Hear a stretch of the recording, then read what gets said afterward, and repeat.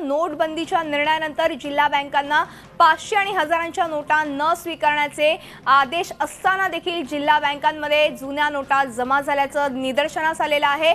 नाशिक जिल्हा बँकेवरती लाचलुचपत आणि आयकर विभागाने धाड टाकली आणि त्या दरम्यान हा सगळा प्रकार समोर आला।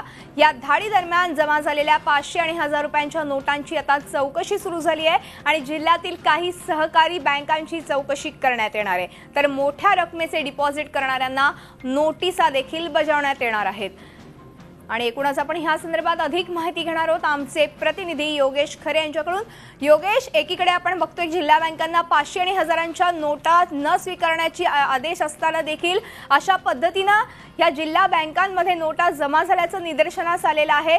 सध्याची काय परिस्थिती आहे, साधारणतः किती रक्कम तुम्हाला समोर आली असं समजतंय?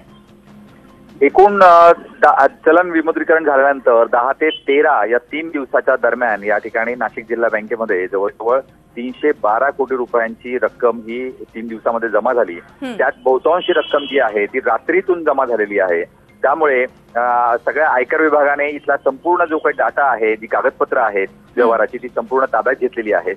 इतकंच नाही तर एकूण संपूर्ण जिल्हा बँकेतल्या 119 शेतकऱ्यांच्या अकाउंटमध्ये हे सगळे व्यवहार झालेले आहेत आणि त्यामध्ये 33 अकाउंट हे जास्त रकमेचे या ठिकाणी दिसून येत आहेत। जे काही डिपॉझिट या ठिकाणी 10 ते 11 डिपॉझिट 5-5 लाखाचे एकाच वेळेस झालेले आहेत, त्या सर्वांना या ठिकाणी नोटिसा बजावण्यात आल्या, त्यांची इन्क्वायरी सुरू करण्यात आली आहे। आणि फक्त इतकंच नाही तर नाशिक जिल्हा बँकेसोबत नाशिक शहरातल्या काही बँकांनी सुद्धा या प्रकार जे काही प्रकार केलेले आहेत त्यांची आयकर विभागाने या ठिकाणी चौकशी सुरू केलेली आहे, त्यांनाही या ठिकाणी नोटिसा बजावण्यात आल्या। धन्यवाद योगेश या संपूर्ण माहितीबद्दल।